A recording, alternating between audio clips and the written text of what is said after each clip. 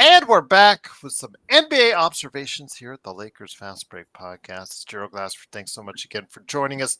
Truly appreciate you doing so. Catch my other shows, Inside Sports Fantasy Football, where we cover the latest news and notes on the NFL. And of course, 2 times a week, wherever you get your podcast, please go ahead and check out all the great work that we do for our radio show that's also syndicated around the world called the Pop Culture Cosmos. I want to go ahead and check that out. Our latest show covers the arrival of Indiana Jones and the Great Circle. Yes, plus Marvel Rivals, the new DC that's starting up with Creature Commandos, and also the VGAs. It's a great time, great conversation. So go ahead, talk pop culture with me, Josh, Belinda, the whole crew at the Pop Culture Cosmos each and every week, right there for you wherever you get your podcasts. What's up, Jeremy? I hope you thought, I'm sorry. That's not good. Yeah, COVID's Ooh, not good. Yeah, that's a doozy right there. And I'm hoping you feel better. I know you've been out almost a week already, so I'm hoping eventually you will find the healing powers. Let the healing powers be with you. I would love to just, be on the other end of that. Let the healing powers compel you. Let the Lakers healing powers. Well, the Lakers haven't really been that good. But the Lakers healing powers compel you anyways. All right. There you go, Jeremy. All for you, my friend. All right. Don't say any YouTube personality didn't do anything for you. So there you go. Hopefully you feel better. Provide all your remedies in the chat for him, the best Lakers chat that's out there right here at the Lakers Fast Break. It is, of course, NBA observations and a gentleman gracing his presence with us today, none other than the legend himself, the legend from I Got Next Sports Media. Legend, great to have you back, my friend. How's it going? I'm pretty good. Working in my little school job as a middle school teacher. For the move up to high school teacher in January. Get ready for this Christmas break. All right, there you go. What do you instruct those kids? Kids, you must like Steph Curry and Trey Young. I tell them that when they walk in the classroom. Okay, that's yes. The homework for tonight: watch the Atlanta Hawks, the Golden State Warriors. You might get an A. There you go. All right. No, I'm just kidding. I will say though, you were at Atlanta and their game last week with the Lakers. How was the experience? I know it was a great victory for your team, the Atlanta Hawks, one of your teams, in overtime over the Lakers. I have something I'd like to ask you about that here in a second. But what was the overall feel about? I know you talked to a lot of Lakers fans while you were there. Share me your thoughts on your experience, Atlanta and the Los Angeles Lakers. I definitely gotta say it was a really good experience. And I gotta say it was really cool to see LeBron and Anthony Davis in person. It was very cool to have a chance to watch them play and witness their greatness in person. I can definitely say when you look at Anthony Davis and LeBron in person, those are some big boys. Them are some big boys.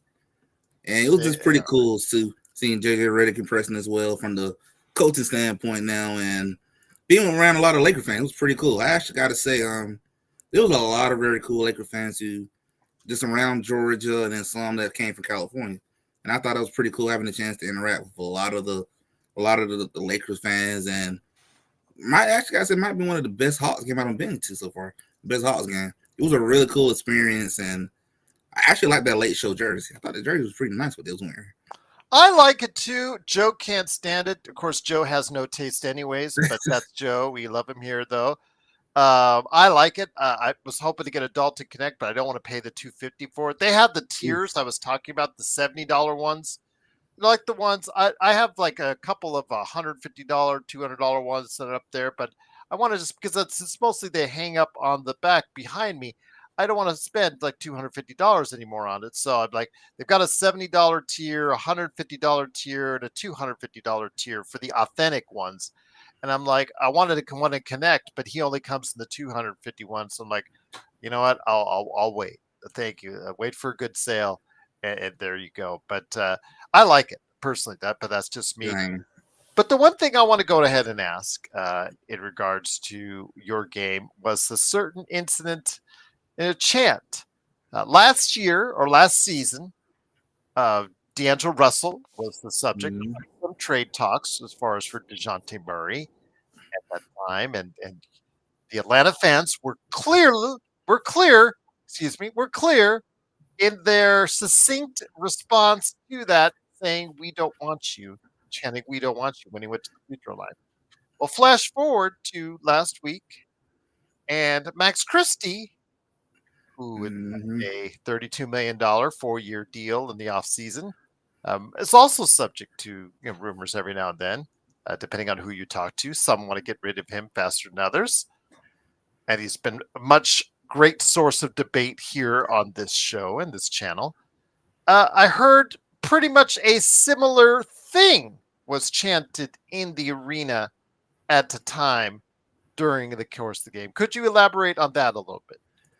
Not gonna lie, it was kind of funny when they had the whole group of crowd on this side of the arena just standing up, saying, "Bron gonna trade you, Bron gonna trade you." I'm like, wow. Like you can hear it loud and clear, and one of them made sure that you can see him saying it.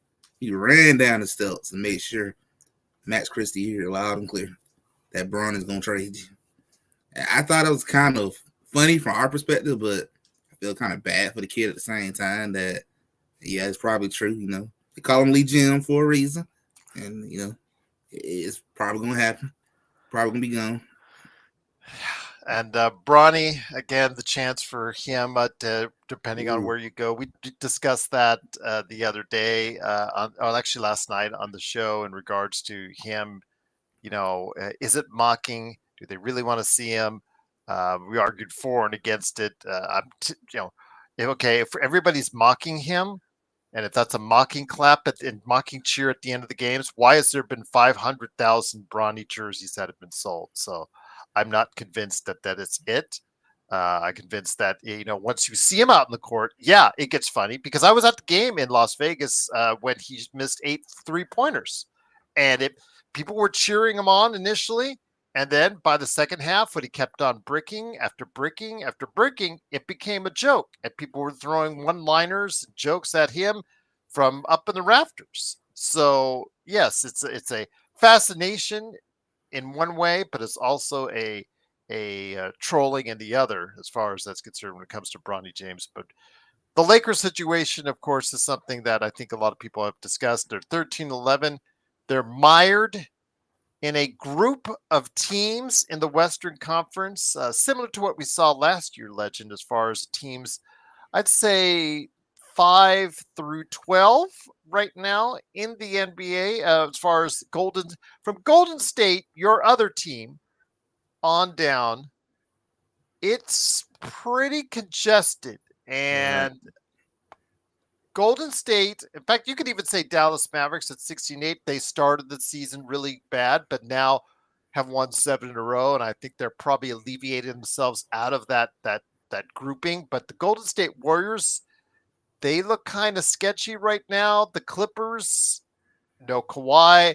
They surprised a lot of people by getting back into the top 5. They've now since had a couple of losses that, especially at home, that kind of make you say, not as great as they thought it was. Denver. Okay, which Denver team are you going to get? The one that just blew out the other night, or the one that just got beat by the Washington Wizards They and definitely got ended? issues when Jokic got Yeah, off the floor. exactly. And Minnesota started the season struggling, but they came on.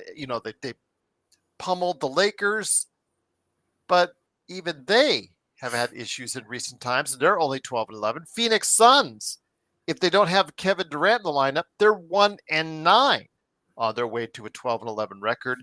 And the Sacramento Kings, I'm not including the Spurs in this because they're round 500, which, again, a lot of people had expected them to be at or near 500 right now as they growing pains, taking a Right. step. Yeah, so that's where we expected that. But Sacramento, which looked to with DeMar DeRozan trying to get into that situation as far as a better situation for themselves, coming off of 2,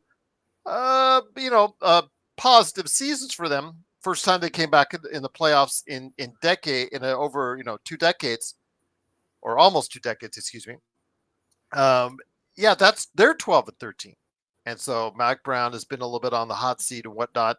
So I ask you, my friend, that a grouping, call it a gaggle grouping, whatever you want to call it, of teams like the Lakers have had some really high ups, but some pretty severe downs. Can you make anything out of it? And will any of these teams find their way out of it and become more consistent after the calendar year starts? I can definitely say one thing I noticed about everybody being so bunched up together. It definitely lets me know that the Western Conference is going to be a little more closer, tap to tap, maybe than what people realize. There's not really a big, super clear favorite that somebody's blowing everybody out the water. Everybody is really like right around each other, and I think this year you can definitely say anybody in the West, you cannot afford to lose too many games back to back to back. It'll drop you like a rock.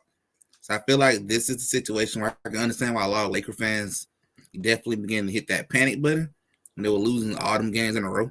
I can understand that why it's right there. And I was beginning to panic a little bit too with my Warriors when they started doing their little slippage. I can say with the West is loaded. And it's a hard conference, and with it being so bunched up, 3 games will have you at a 10 or 11 seed just that quick. And it just look like it's anybody game right now. It is. It is. But can any of these teams find consistency? I'd say of any of these teams right now that I see in that grouping, because I really like the start that Golden State had. They were great. They had the 12-man depth of roster. Things were looking really good. They had shooting, they had defense, they had manpower that they could throw people wave after wave of rotations. I think with De'Anthony Melton's injury, kind of put things a little bit Heard it. off track. Yeah, Jonathan Kaminga, they were able earlier in the season to overcome his struggling start. I know he was a starter, then they benched him. Not benched him, but had him coming off the bench. And now they have him back in the starting lineup and they have actually benched Draymond Green, which is, put people like, oh, Draymond Green is coming off the bench. Oh, and he's okay with it. Yeah, okay, all right. So even they have had a little bit of a rough go at it. So as well, I think Them of all blows the teams. several games. Oh, please go ahead and say. Continue. I was gonna say because the Warriors blows several games. Several games they should have won, and they just blow the Hmm. lead. Okay. And of course, a lot of that is people are attributing to the fact that they don't have a true big man, Kevon Looney. They're trying to get by Patrice Jackson Davis. Of course, Draymond Green. But when they put too many non-offensive players out there, just like the Lakers, it Mm-hmm. becomes a problem for them as far as being able to find consistent offense. So I hear you on that. But the team I think that may find its consistency is a team that still has had some injury troubles, but they just got Aaron Gordon back in the lineup, is the Denver Nuggets. And Nikola Jokic is there, coming back from the birth of his child. 56 points in that loss to the Wizards, which people who out there want Valanciunas, I like Valanciunas, but it doesn't really endear himself to us when he gives up 56 points to Nikola I Jokic. don't know. But how many people can really guard Jokic? He is probably one of the best players on earth right now. So, be that as it may, my friend, when it comes to the Denver Nuggets, Murray, I think, has been out of the lineup. So I'm still thinking that of those teams, even KD, when he comes back in the lineup with Phoenix, I still think that when it comes down to it, the team that might separate itself from the pack and get back into that upper echelon, because I'm still not convinced Houston is going to stay at that high level. I think they are I don't having think so. they're a little bit like flying high, getting a little bit maybe a nosebleed. So we're not sure if they're going to come down yet. I still think that Denver is going to be the one that might sneak itself into the top four. I think so too because you got the best player in the world, and Jokic gonna somehow. Once you got him, when he's healthy, you good. I feel like once they kind of saw the issues as well with the get healthy, figure out maybe make a trade or two to help with the issues of when Jokic sit down on the bench. You still can keep scoring, so that's the scoring going on. And I gotta say, shout out to Russell Westbrook. He's been fitting pretty well with them. And I as long as they're know. doing that wise, they should be okay. I think they'll, like you said, I think they will climb out of that little structure hole, and the Suns should be the same way. They get healthy, they should climb out just fine. Biggest problem for them is, how often can you stay healthy? That's the biggest issue when it comes to that team. So I ask you, my friend, when it comes right down to it, uh, Oklahoma City, they are leading the Western Conference, but I think a lot of people still don't take them 100% seriously as of yet. They're a deep team. They're still a young team. Hartenstein has come back and really provided some really solid play for them, especially with the loss of Chet Holmgren. But people seem to still not take them seriously like they do in the East with Boston and now Cleveland dominating on the East end. Your thoughts on a team that could come out of the Western Conference right now, as far as I know, this NBA Cup is going on and people are a little fascinated with that. But getting into 2025, what Western Conference teams do you still have an eye on that think maybe can challenge Oklahoma City coming up later in the season? I would definitely continue to say I definitely believe the Nuggets are going to be in that mix. I want to say Suns if they can stay healthy. I'm gonna mention Timberwolves. I think the Timberwolves going to get it together as time continue to progress with the moves that they made. Maybe my Golden State Warriors if we can get a trade. I actually think the Lakers can really be in that mix too if they can just make the right moves when they get close to this trade deadline. Kind of, they made some couple moves. I think that'd be a complete different Lakers team. Um, them probably my mix of team: Denver, Lakers, Warriors, T Wolves, Nuggets. I think them are the ones that will really contest with the Oklahoma City Thunders. I think the Rockets going to eventually come back down. So I'll be surprised if they stay up. If they stay up that high. But I think a reason too, a lot of people are still questioning the Thunders is because of you being here, you done it. It's like a rinse and repeat. You'll be first place and then you'll lose in the first or second round of playoff. I think they gotta prove themselves. If you really this legit, get to the finals, just like Dallas did last year. You gotta get there. You gotta get there. Prove the world. Once again, it is the legend with me right here for some NBA observations. This is Gerald Glassford. Thanks again for watching, listening. Truly appreciate having you here. We're trying to get you through the days that the Lakers are off until their game on Friday in Minnesota. So, with that, my friend, I want to discuss something as far as the injury bug has happened quite a bit. I know that happens every season, but it's pretty glaring again this season with some key injuries for some teams that we thought were going to be much tougher this time of the year. I'll start off with the mash unit in New Orleans, my friend. As far as the New Orleans Pelicans are concerned, uh, tell me a player on the New Orleans Pelicans roster, as far as it's a major contributor, who hasn't gotten hurt this season, because the latest is Brandon Ingram with, I guess maybe it's a high ankle sprain. He's going to be out indefinitely, which is the words you never really want to hear. He goes alongside Zion Williamson and several others who have been in and out of the lineup based off of their injuries that they've suffered. I mean, C.J. McCollum, DeJounte, I guess, just the whole gambit of individuals that they thought they were going to have. DeJounte Murray also has been in and out of the lineup. It has not been a pleasant thing to watch in Houston, in New Orleans, excuse me, as New Orleans has struggled to find any type of rhythm. They're now 5-20 as we speak right now. What are your thoughts on the disaster in New Orleans? I think New Orleans getting ready to ship out Zion very soon. I think they're going to get ready to shut down on the Zion experience and probably going to try to hop into that Cooper Flash sweepstakes. I think the Zion era is probably going to be concluded in New Orleans probably after this season. Should they actively seek a trade for him sooner rather than later? If it was me, I think you should. While he still got some value, it was good at Xbox Game Pass. I think they should, just because of he stayed injured all the time, and if I was a New Orleans fan, I'll be frustrated. Every single year, the guy's injured. It's almost like it's a rinse and repeat at this point. Every single year, same story, same scenario happens every time. I feel like, hey, let's move off this guy while he still got some type of value still on him. Get him out of here. Start over. Let's maybe build around Brandon Ingram them and maybe look up and get Cooper Flag because this draft do got a lot of good draft prospects in it too, other than Flag. So I would go on and ship off him if I can. But even if you do try to ship off of him, I feel like you're going to give up something else to go with him because of everybody know he injury prone. You can't really count on him like that. You're saying Jeremy's saying you reckon New Orleans is going to try and ship Zion, and I would say that I think the voices It's been some Griffin's rumbling. office, yeah, they're going to get louder and louder and louder. I think they should not wait till the summer.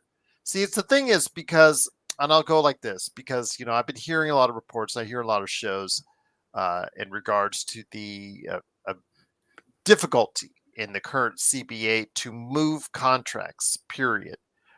So the only way in a troubled market with a lot of buyers, not a whole lot of sellers, and not a whole lot of ways you could go ahead and facilitate these trades is to just put someone out there with the potential to be a game changer. And Zion Williamson, at his peak, however short a time that was a game changer.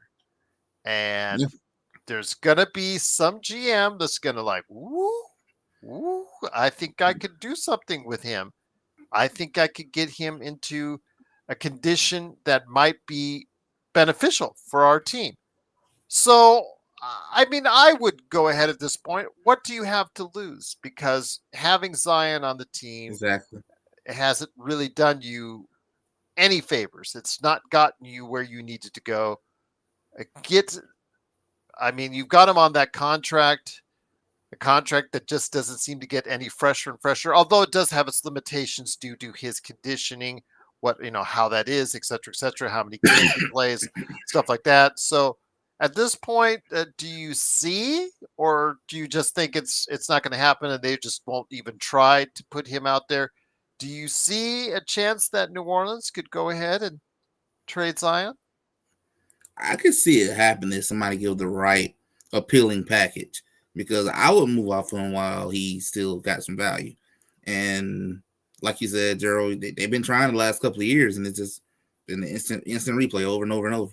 So I would do it if somebody give me the right package. You got teams who need centers. Say, Golden State want them. They need a center. They might be willing to take a chance off of it. May give it one of our little young pieces that we got. And got other teams that probably love to have him as well. We'll probably give up a draft pick for him. So I think they can definitely get something off of him. If it was me, I would move off of him before he get a major injury and it draft stock drops like a rock. His value dropped like a rock. So if I was them, I would really go on and move off of him as soon as possible while I can, while the value is still there. Once again, it is the legend. Please go ahead and check out his great channel. It is in the description below. Man behind I Got Next Sports Media. Of course, just wanted to mention we had planned a show for John Costa. Clutch Talk of Lakers Corner was going to come on right after me, but unfortunately, due to unforeseen circumstances, he has been able to. He's had to cancel, for lack of a better term. He's had to cancel his show tonight, but in its place tonight, we'll go ahead and give you some Joe Soro.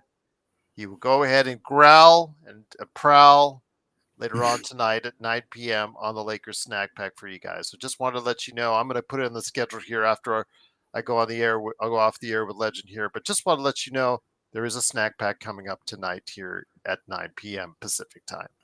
But with that, my friend, let's get to the hot topic I put on the JPEG, and that is the Philadelphia 76ers. One of the other major disappointments so far in the NBA. A lot of that is due to injury. They are, as of we are speaking right now, 7-15, which amazingly in the Eastern Conference only puts them a game and a half outside of the play-in. Speaks for itself. They have been troubled, I guess up until, what was it, yesterday?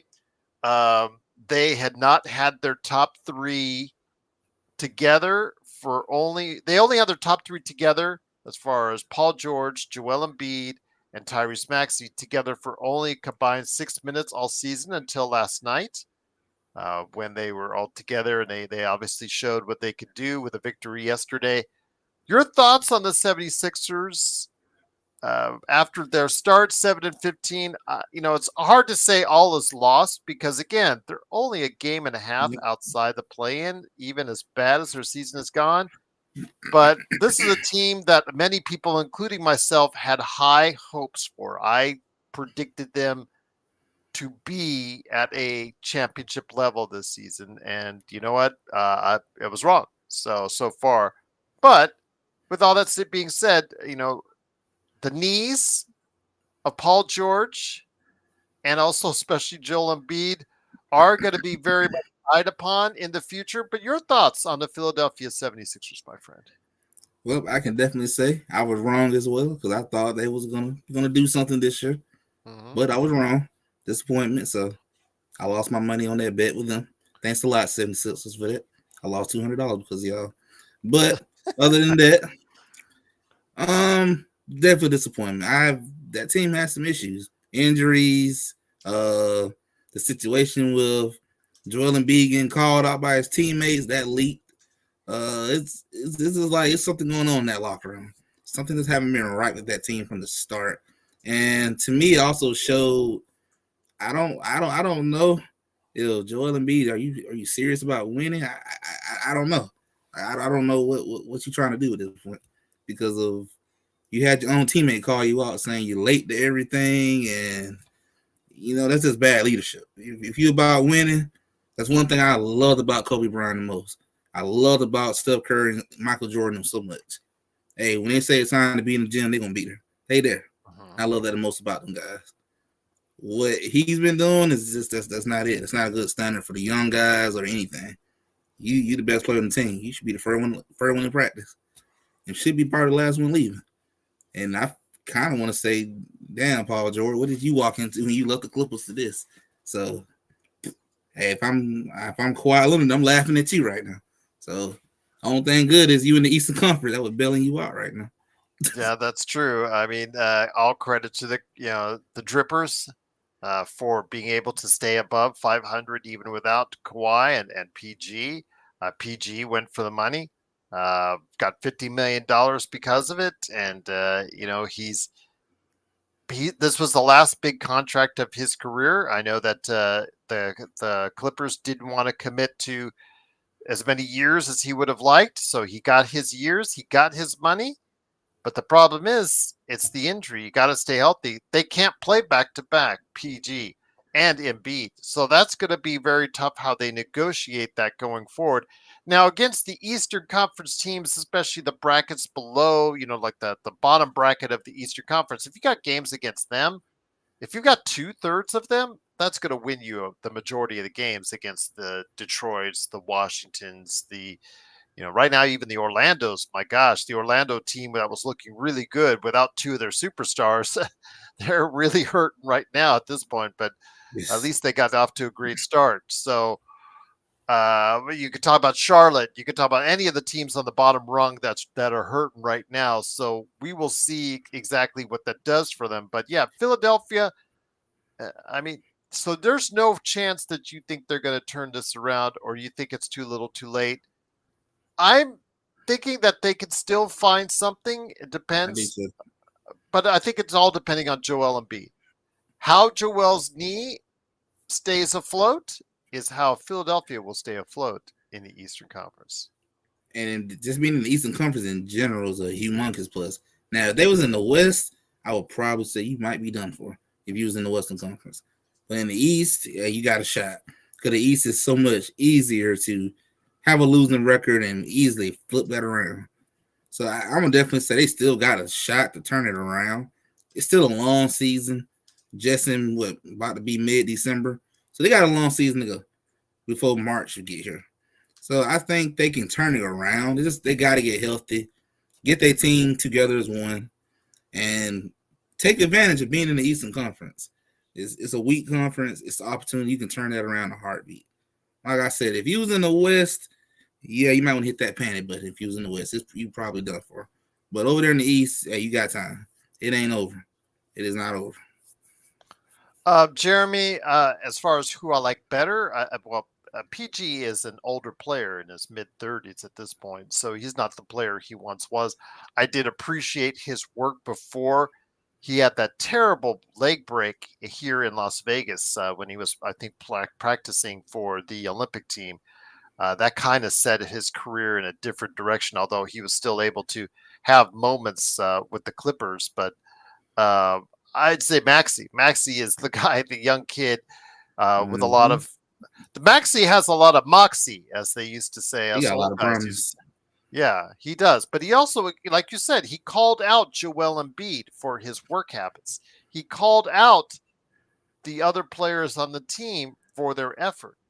Now, when you went and did what you did as far as Daryl going ahead, Daryl Morey, GM, and create a team where, okay, you got the three superstars taking up most of the salary cap.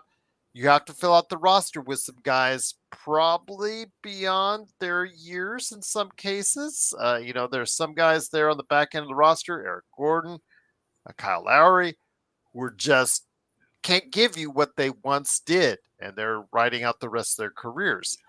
And in doing so, like we saw in Phoenix, you're you're going to have Mm-hmm. depth issues there. So if those guys aren't on the floor and there is a competitive team on the other side of the ball, that's always going to be a problem for Philadelphia. But again, for Joel Embiid, it's all about the playoffs. And if he's not healthy going into the playoffs, Philadelphia would again have problems. And this is going to be a continuous theme. And I think that if Philadelphia does have another issue again with Joel Embiid in the playoffs, then they seriously need to look in a different direction. I'm assuming, sometime this summer. They got to look in a different direction if Embiid is not going to be the guy that's going to get them there.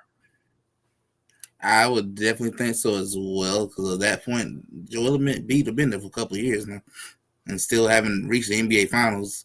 Let alone, I don't think he's been to an Eastern Conference Finals yet. I don't think he got that far. So I mean, I can understand they want to eventually look to ship him off. There'd be plenty of teams that would love to have him. So I wouldn't be surprised if the Eastern Conference shake up a little bit within the next 3 years. If Giannis were to leave or he end up leaving, something like that.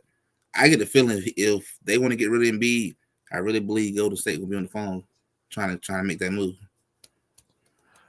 One thing where was the Kawhi Philadelphia 76er? Was that the second round or was that the Eastern Conference Final? The year that the Kawhi got Mm. the that last shot. I wasn't sure if that was the Eastern Conference Finals or not. I mean, So that might have been the Eastern Conference Final. I had to look it up. I forgot. okay. Oh, no worries. I'll probably look you up in your second. Jeremy, you're asking me thoughts on Kawhi on the Clippers about when they extended doing his injury history. Well, if you look at it, remember Kawhi gave them a break as far as the whole thing with PG started because Kawhi committed to a contract that was less than a max. So they wanted PG to commit to a contract that was also less than the maximum, which he was not inclining to do. And yeah, that's where it started to spiral down from there. So yeah, that's probably a problem there. Jeremy, by the way, Kuz has been in and out of the lineup. He's playing injured. He's had a really down year. Washington has won only 3 games. That tells you exactly how Oof. well he's doing at this point in time.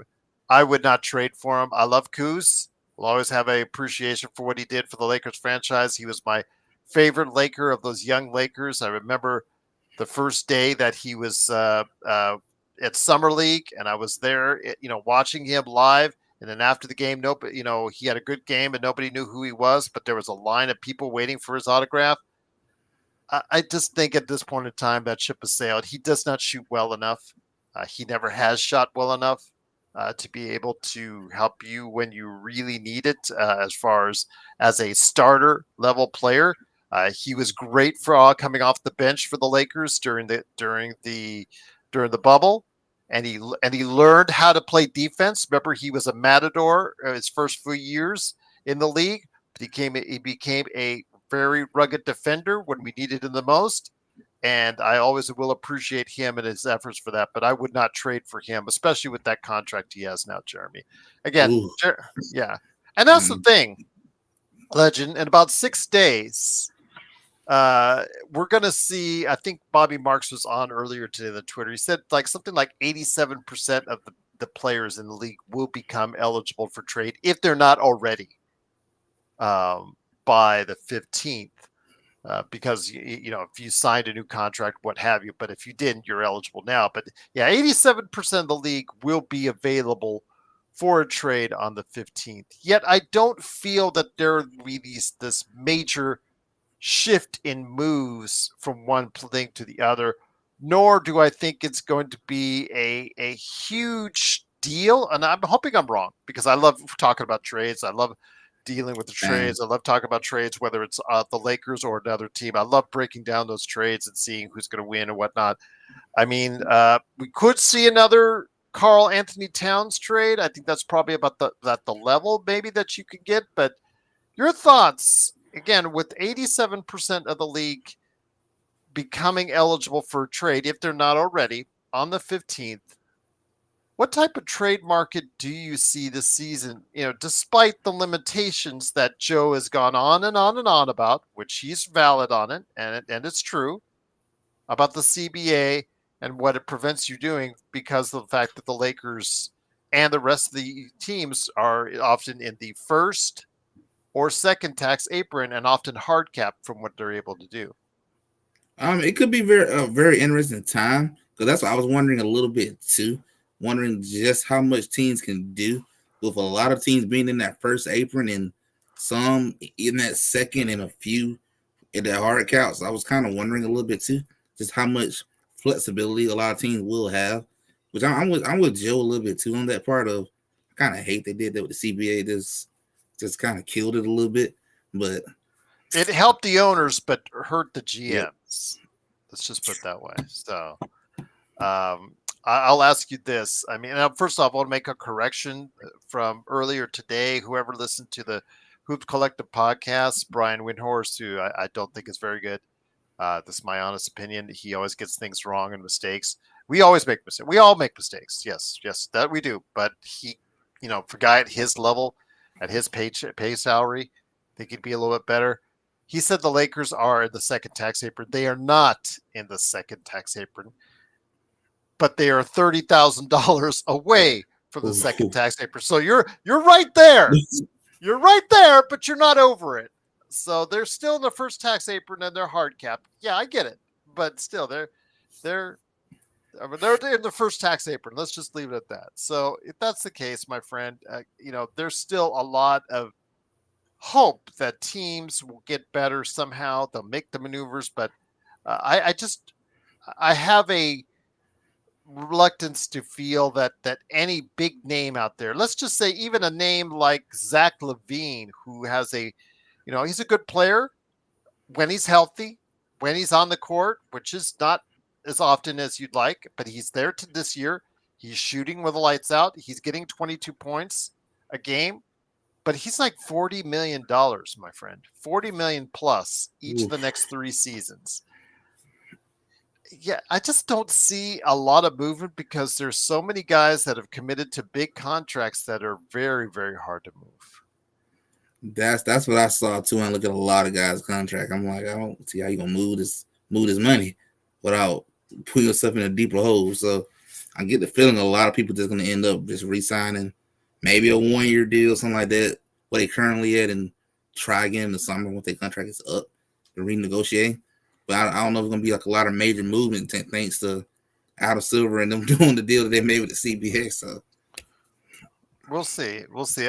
Maybe they'll do something to tweak it if there's enough growling from GMs to their owners. Then the owners may come back and try to maybe work some things out with the Players Association, and also the Players Association if they're also growling to Adam Silver here. So maybe I'm assuming that if it is too restrictive of a trade deadline, because trade deadline shows are always about ratings, interests, things of Hmm. that nature, and if you don't have enough of that, you're not generating interest for the league and for the teams. So I think that if it's bad or if it's really bad, I think you'll see some tweaks hopefully down the line that will go ahead and make some adjustments, which will allow teams a little bit more access to individuals for possible trade scenarios in the future. But we'll see. We'll see, my friend. But Legend, again, it's just so great to have you here. We still got a few minutes left, but before we head on out, my friend, your Golden State Warriors again have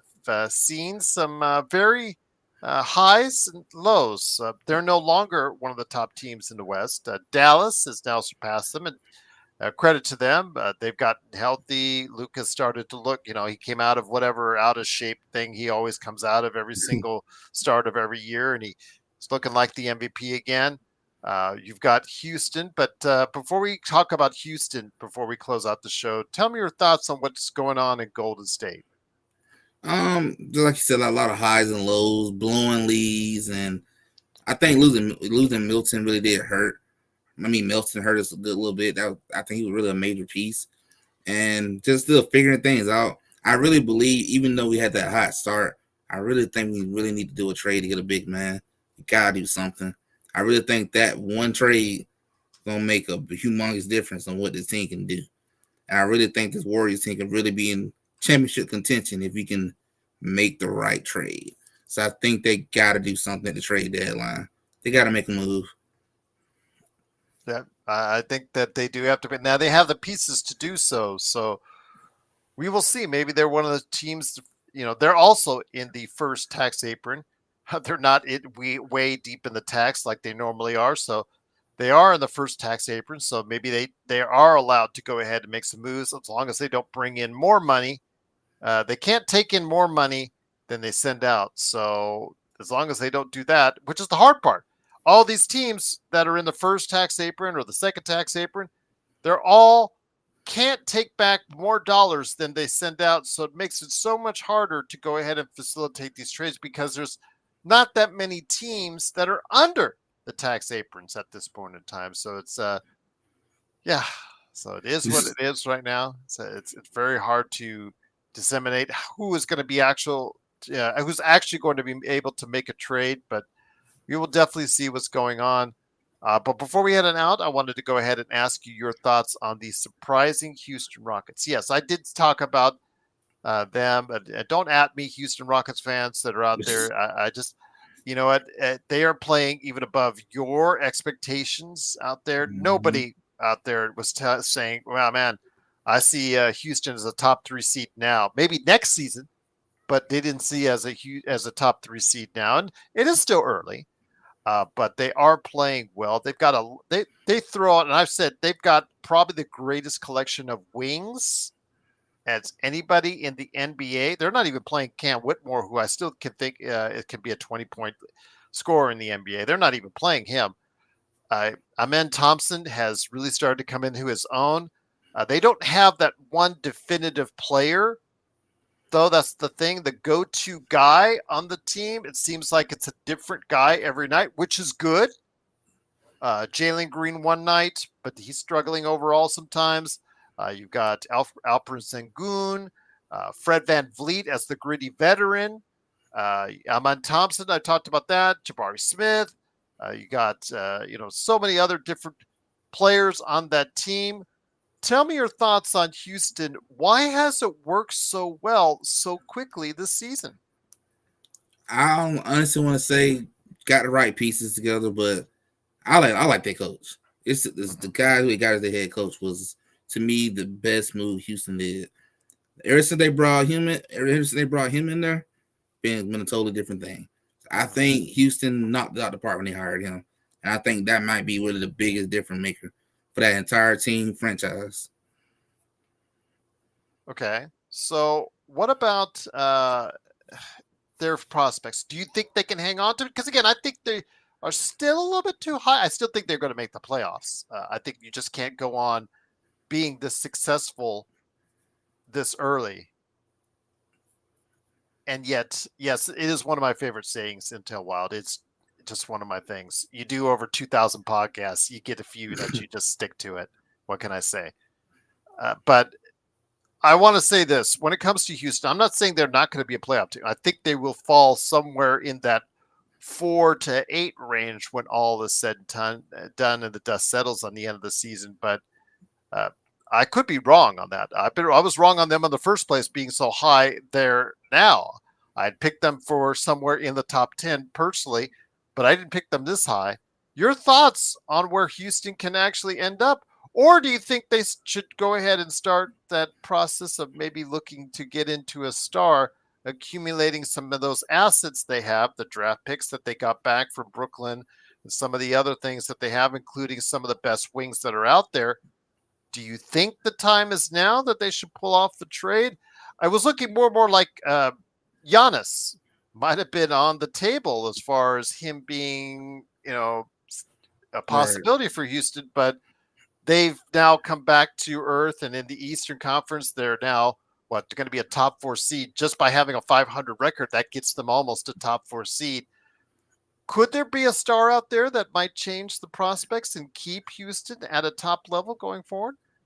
It's a possibility because they got moves. They got draft picks and stuff they can use, and I feel like it wouldn't be bad to try to maybe make a move, maybe continue to see how they continue to flow, see if you can make a move to bolster your chances and maybe start building a team that can really begin to contend a little bit. Because I Mhm. think I definitely didn't see them being in those three, third best in the West. I didn't see that coming. I thought they'd been somewhere like in the top 10 or 11, somewhere in that range. And I still think they're going to come down to earth too, just a little bit. But Mhm. if I was a Houston Rocket fan, so far I'd be like, this has been a heck of a success season. You can't complain, no way. I don't think not one person who would thought Houston be number three. I don't think nobody saw that coming. Well, I can tell you what. Does the season has some surprises? Orlando. I did pick. I think Orlando fourth. I think of my predictions, but um, they're looking good in the East. But they do have those two major injuries. I know if I talk to, I'm try to reach out to Alfred to see if he'll come on the show. But he's going to be very solemn.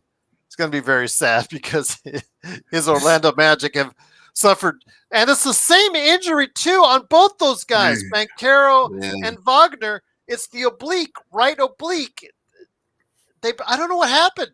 What's in the water in Orlando over there that they're hurting their obliques right there? So I don't know, but they're both out right now. Although I think Banquero, convenient timing, he is coming back in the not too distant future. But the last team I want to go ahead and talk to you about today is, well, if you want to talk about Orlando too, let me hear your thoughts on that. But if you want and why it's worked out so well, but I also want to talk to you about Memphis, but let's go. Okay, I'll give you a chance to give you a shout out on Orlando. Orlando, it has been, right now still okay, 17-8 or 17-9, excuse me. It's their third place in the Eastern Conference. Do you still see them as a top 4 seed by the end of the season, even with these two injuries they have now? I think they'll hang on to it just because of how things have been shaping up with Philadelphia and a lot of like Indiana. A lot of them gonna come down so much. So I think they're gonna hang where they're gonna probably hang yet. I don't think Indiana's gonna flip the switch. I don't think Philadelphia will jump into the top three.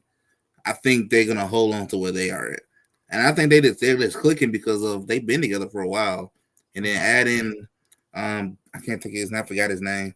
Buddy from Denver, adding him as Oh, well. That was a good KCP. pickup. Yeah, KCP. I thought it yes. was a good pickup. Well, he was struggling to start the season. He was actually pretty bad, although in recent games he has started to pick it up.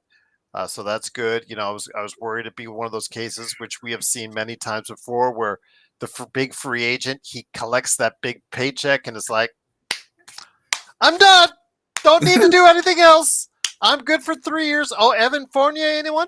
Oh. I thought he was bringing the in Orlando those Evan Fournier vibes. But be that as it may, I still think Orlando just need to buy some time.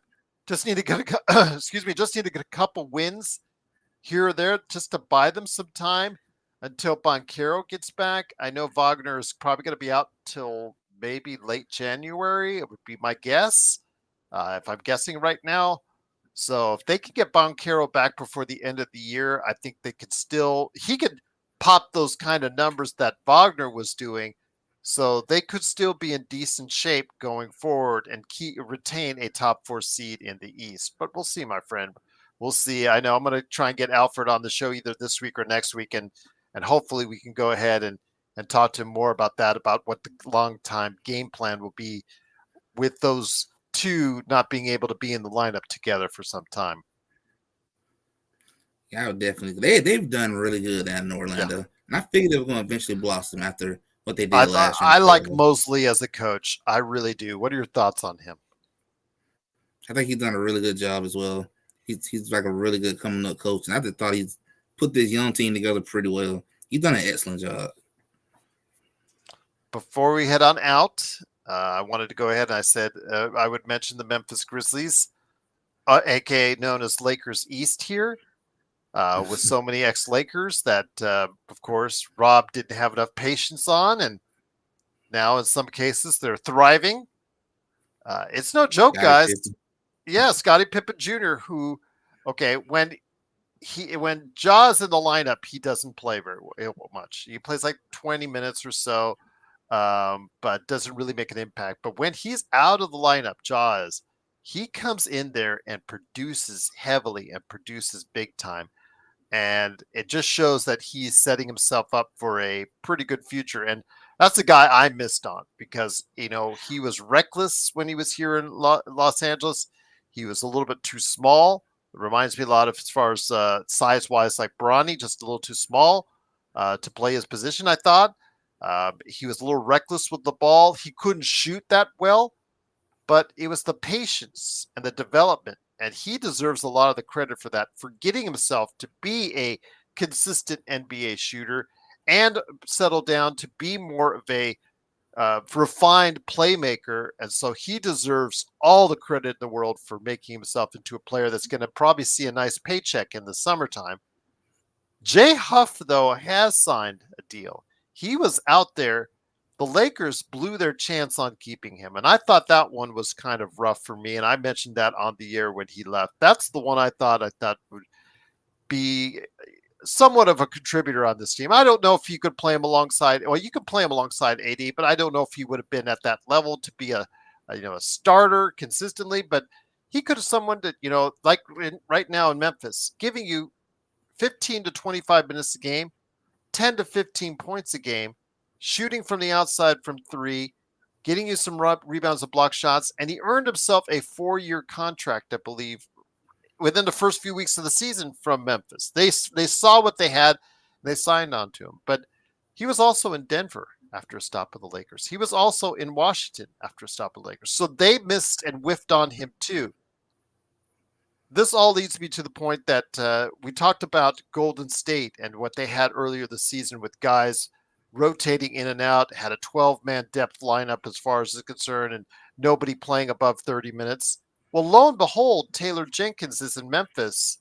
He is having those guys like Desmond Bain, like John Morant, like Triple J. They're not playing above 30 minutes a game. They're sitting down sometimes. And this team is still winning, my friend. They're second place in the Western Conference. They have come back strong after a dismal year last year. They were the New Orleans Hornets of last season with all the injuries they had. Tell me your thoughts on the Memphis Grizzlies before we head on out. A very young team that is definitely on the rise. They kind of remind me how the Oklahoma City Thunder was just a couple years ago as well, with the constant on the rise. And that's how I look at them as well. I think they're on the rise. As long as Jaw stay out of trouble, stay focused, they're gonna be just fine. And I guess it really is true how I always see a lot of Laker fans say how any player they get rid of, they just blossom at a whole nother team. It always happen every time. Every time. So the thing is, when you have this kind of depth that you parlay during the course of the season, yes, we all know the rotations tighten up in the playoffs. So not all these guys will get a chance. The Jalen Wells, second rounder, who is playing a contributing role as a starter on the team. I think he and a couple others have now moved ahead of Dalton Connect because Dalton has struggled. with the Lakers in recent games. He needs to get his stroke back going to be thought of again in the Rookie of the Year context. But uh, again, credit to Taylor Jenkins on rebuilding this team, getting them to the point where they look consistent. They looked like they're giving effort, and they look like they're a pretty solid team going forward. But this still eventually comes down to the big three for them with Triple J, Desmond Bain, and Ja. They've been high as second place in the Western Conference before Legend, and it didn't work out for them.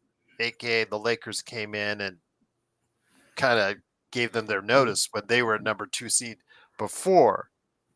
Do you see the same thing happening again? Because I just don't, even with Marcus Smart there and some other variations, again, the ex-Lakers all the side, I'm just not so convinced that Memphis is going to take that next step. I'm sure they'll have a nice record. They're looking on pace for 50 wins if everyone stays healthy.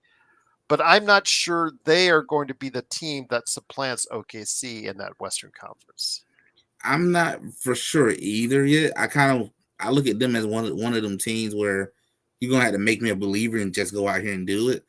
I do think maybe they have matured since that time period when they was kind of feeling themselves a little bit, thought they was big boy, big dog of the West, and he just kind of got smacked around by the Lakers a little bit to bring you back to earth, son. I do think maybe they've grown up and matured from that time period. Okay. But do you think they have enough force? Especially, I mean, I know he's not in the lineup right now as far as the rookie center. That's supposed to be the savior for that team because they drafted him. They wanted to go ahead and bring him in there, and he's been starting, but then he's gotten injured. I know he's coming back, but that's still a lot to ask a rookie to do. Right. As far as in the playoffs are concerned, I still think they need one more big piece. One more big piece. If they trade and go for a trade and get one more big piece and still retain the top three, then I think it's probably something you need to worry about. I think it's the same as you, Gerald. If they can do one more big piece, I think they will have what they need to probably make their first Western Conference, not Western Conference final, but first finals appearance. I think they'll have what they need. I think Ja Morant have grown up a little bit since then. He looked like he has calmed down some since the whole incident with the weapons and all, and talking back with the Lakers fan. I think he done grown up a little bit since that point. Not doing as many slam dunks, he said. So there you go. Toning down his game. Yeah, sign of growth, sign of maturity. So we'll see what happens in Memphis. Legend, it's been great to talk to you. But before we go, appreciate everyone out there with the kind thoughts, including we on Facebook who gave us the like. Truly appreciate you doing so. But Parade on Figueroa on Twitch, we truly appreciate it whenever he stops by. Got one of the best names out there right there for you, Parade on Figueroa. But Gerald, curious, and sorry if Legend has answered this, but as an outsider, which we always love to get a gauge at, that's one the reason why I like having you and Alfred and other individuals on this show that are not Lakers fans. They can always keep a balance, keep a check as far as our Laker reality is concerned. What does Legend think of the Lakers right now, heading at 13-11? You've seen the disasters, you've seen the highs, you've seen the lows. What are your thoughts on the Lakers before we head on out? My thoughts on the Lakers, especially after I've seen them in person now, I want to say that they do got issues. I can say that much. I can tell there's some issues. I can tell. Something I noticed at the ball game. I don't know that. I'm not for sure if LeBron does this all the time, but I noticed during the timeout he sat away from everybody. He just did his own thing, and everybody was over there. I'm not sure did he do that all the time or that's because of what's been going on. But I noticed that part, and I can tell it looks like sometimes it looks like they're not having fun. Sometimes it looks like they kind of just out there. It looked like that some, and I think they do need to do a trade as soon as possible.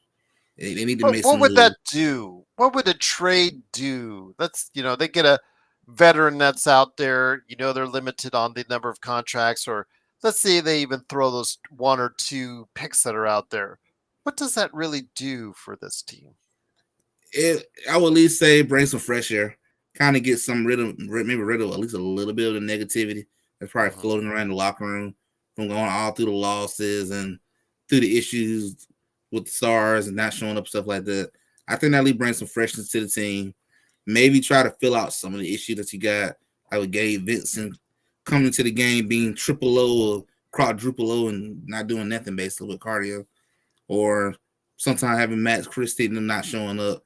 I think it will at least help to bring just some type of fresh air to the team. And I feel like the front office owed the fan base as well. And that's probably my biggest thing I noticed about the Lakers from my side of point of view.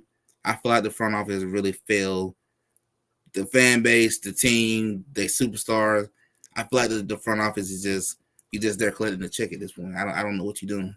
You knew that you need to do something and you did nothing all summer. I don't understand that part. There you have it, my friends. That's from someone that's not a Lakers fan, and I think that was very succinct and well said. My friend, I know you have some channels that you talk about as far as the YouTube is concerned. So I've got the links down below in the description for YouTube followers. Go ahead and let them know why they should check out your YouTube channel. Well, I got Net Sport Media channel, which is still freshly new. Haven't had a chance to do a lot with it because of been so tied up with my students, getting my kids ready for testing this month. But I'm feeling really good to start dropping some videos now that testing is concluded. I know on my channel I'm going to talk a little bit about Georgia Southern University, college that I went to. Talk about their football season and talk about their bowl game that they're finna play in next week in New Orleans against Sam Houston. Then I'm going to also talk about University of Georgia, who just knocked off a Texas team that should have probably won the game, and I don't know what happened to Texas. So I'm talking a little bit about the college football playoff. I'm talking a little bit about SMU, Alabama, how Alabama got cut, and then talk about a little bit about the NBA as well. So a little mixture of NBA and a lot of college football. The playoffs is my most favorite time of the year. Well, I appreciate you stopping by, my friend. Absolutely. I'm still devastated here as a father and a husband of UNLV alumni. We had the chance to get there and just short, and also lost our football coach too over the weekend, which makes it even worse. So I will say this: it has been great to have you on. Please, if you guys can, go out of your way to stop by, check out the legend, check him out. His I Got Next Sports Media, his contacts, and his information on his new channel is below. Legend, it is always great to have you on. Thank you. Really, really want to thank you so much. Atlanta, again, I still can't figure them out yet. They're still a young team on the rise. Yeah. They think they're okay. They think they're good, but they do for one step forward, they take one step back. But they are in the mix of the NBA Cup. So Mm-hmm. maybe they can go ahead for this season, get themselves an NBA Cup, and build upon that. So I wish your team the best of luck in the NBA Cup. Although, mind you, NBA Cup takes a lot out of a team to play that extra game because they go all out, they go real hard, and your team is going to probably be gassed out. The next week or two. In case the Lakers, it took 3 or 4 to finally find their rhythm once again. But yeah, best of luck to you, the Atlanta Hawks, in the NBA Cup. I would definitely say, even though it's not a real championship, I think that's a major milestone for that young core coming Yeah, together. absolutely. You never know what it could build to. Didn't build much for the Lakers, but hopefully it will build something for your team, the Atlanta Hawks. Blue Magic says, yes, truly appreciate Xbox stopping by as well last night. Parade on Figueroa. Everybody on Facebook, of course, everybody on YouTube. You do get a big shout out from me, always from you. Truly appreciate it. Please like and subscribe. If you want to become a member, it's just $2.99, and it's right down below. I give you a shout out. Always, BD Bag and Dragon hopping in before we head on out. Bag and Dragon and everyone out there, we will be back for the snack pack coming up here at 9 p.m. Pacific. You will get your fix of Joe.